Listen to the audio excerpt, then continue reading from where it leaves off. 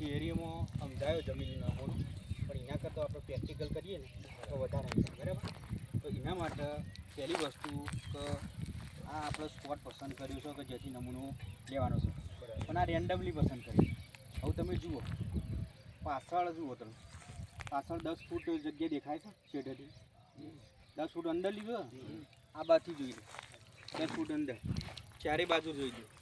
બરાબર? ઓર્ડરથી એક બાજુથી 10 ફૂટના ઘેરાવામાં નહીં, 10 ફૂટ એટલે એનો મતલબ તમારે સમજવાની તો 10 ફૂટના ઘેરાવામાં ચાહે ગમે તેવડો ખેતરનો પ્લોટ હોય, વીઘાનો હોય, 2 વીઘાનો હોય કે 5 વીઘાનો હોય, પણ આપણે બોર્ડરવાળી એટલે કે સીધાપાળાવાળી 10 ફૂટ જગ્યા છોડી દેવાની. આ પહેલી કાળજી. બીજી કાળજી એ રાખવાની કે આવો વીજળીનો થોભલો, બરાબર, આ વીજળીનો થોભલો જતો હોય તો એથી 10 ફૂટના ઘેરાવાની જે જમીન આવે એમાંથી કોઈ દાડો નમૂનો લેવાનો નહીં. ત્રીજી વસ્તુ કે આપણો પિયત માટે પેલો ઢાળિયો બનાવેલો છે, બરાબર, ઢાળિયા પિયત પદ્ધતિ છે એટલે ઢાળિયો બનાવેલો, તો આ ઢાળિયામાંથી કોઈ દિવસ નમૂનો લેવાનો નહીં. એની પાળી ઉપરથી એ નમૂનો લેવાનો નહીં. બીજું જુઓ આ બાજુ આ ક્યારા બનાવેલા છે, આ ઉભા ને પિયત માટેના ક્યારા, તો ક્યારા ઉપરથી કોઈ દિવસ નમૂનો લેવાનો નહીં. ક્યાંથી નમૂનો લેવાનો છે? આપણે કઈ જગ્યાએ ઊભા છીએ તો વચ્ચો વચ જે આ ક્યારો છે, ક્યારાની 2 પાળીઓ છે વચ્ચો વચ. હવે નમૂના કેટલા લેવાના? બરાબર, આ તો આપણે એક જ સ્પોટ પસંદ કર્યો, પણ આવા આપણે વીઘામાં 5 થી 10 સ્પોટ પસંદ કરવાના. સ્પોટ એટલે આ સાઈડ, આપણે બેસામાં સાઈડ જઈએ સ્પોટ, બરાબર. તો એવા 5 થી 10. હવે કઈ પદ્ધતિ લેવાના? તો પહેલો લેવાનો આગળથી ઝેડ આકારમાં લેવાનો. પહેલો સ્પોટ કયો પસંદ કરવાનો? 10 ફૂટથી આ બાજુ. બીજો સ્પોટ આ વચ્ચેથી પસંદ કરવાનો. ત્રીજો સ્પોટ પાછો ફરી 10 ફૂટથી પેલા બોર્ડરથી અંદર ત્રીજો સ્પોટ પસંદ. એથી પછી ચોથા થઈ જવાનું. ચોથા થઈ એટલે કેવા આવશે? હવે વચ્ચે આવશે, વચ્ચેથી લેવાનું, પછી છેક છેવાડાથી લેવાનું, બરાબર. પછી પાછા સીધા થઈ જવાનું, પછી પાછું વચ્ચેથી લેવાનું અને છેલ્લેથી લેવાનું. કેટલા થયા? 3, વચ્ચે 4, 5, 6 અને 7 સ્પોટ થયા. 7 સ્પોટ લેવાના. આ 7 સ્પોટની બધી માટી લેવાની. આપણે તો આખા આમ તો જનરલી કેવું હોય, આખા ખેતરનું ટેસ્ટિંગ કરવાનું હોય. આખા ખેતરનું ટેસ્ટિંગ પ્રેક્ટિકલી શક્ય નહીં, એટલે આપણે રેન્ડમલી 1 વીઘામાંથી ઝેડ આકારમાં 5 થી 10 સ્પોટ પસંદ કરી અને આપણે નમૂનો લેવાનો છે. એટલે એક ગ્રુપ થઈ જાય કે બધી જગ્યાના પ્રતિનિધિ આવી જાય એટલે એક નમૂનો થઈ ગયો ને. જનરલી આપણા બધા વચ્ચે તમે છો તો એક પ્રતિનિધિ થઈ જાય ના થઈ જાય, એટલે એક પ્રતિનિધિ જ આપણે પસંદ કરવાનું છે. એ પ્રતિનિધિ આપણે પસંદ કર્યો. હવે આ લેવાની રીત બતાવીએ. પહેલાં ઉપરથી સફાઈ કરવાની. હવે આ સ્પોટ જે હોય એમાં આ કચરો ના બોલવું. આ આપણે ઘઉં વાયેલા હતા, લઈ લીધા, પણ એનો કચરો છે, બરાબર. એટલે કચરો બિલકુલ આવવો જોઈએ નહીં. કચરો સાફ કરી દેવાનો.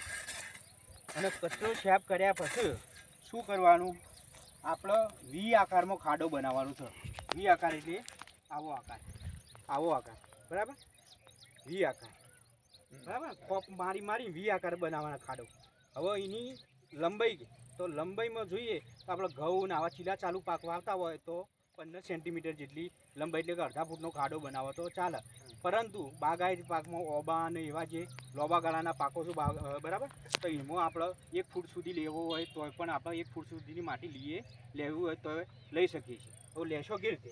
તો પહેલાં આપણે કોદાળી અને પાવડો ગમે તે ઓજાર હોય આપણા જોડે તો એનાથી આપણે ખોપ મારવાના,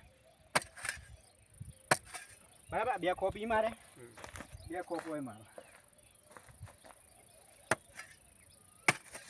એટલે આપણને ખબર પડી જાય તો આટલી બનશે એ ખબર પડી જાય. હવે માટી બધી બહાર કઈ કાઢવાની છે? તો આ માટી, આ ખોપ છે નીચવાની છે, આ માટી બધી બહાર કાઢી દેવાની.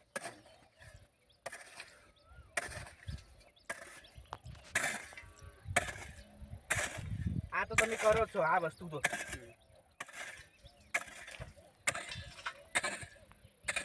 હવે આ આપણો ખાડો બની ગયો 15 સેન્ટીમીટરનો, બરાબર.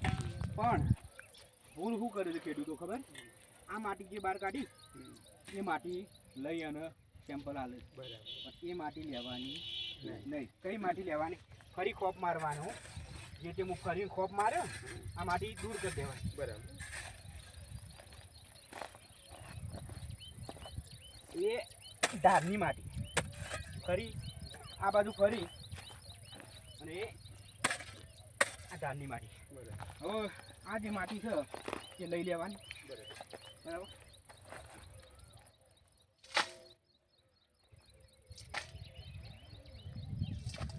હવે શું કરવાનું કે આ એક સ્પોટ ઉભી લીધું, બરાબર.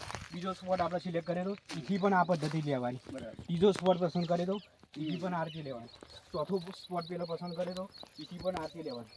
પાંચમો સ્પોટ પસંદ કરી દો, એથી પણ આરતી જ લેવાની. છઠ્ઠા અને સાતમા સ્પોટ પણ આરતી. એટલે જેડ આકારમાં બધેથી આપણે નમૂના લઈ લેવા.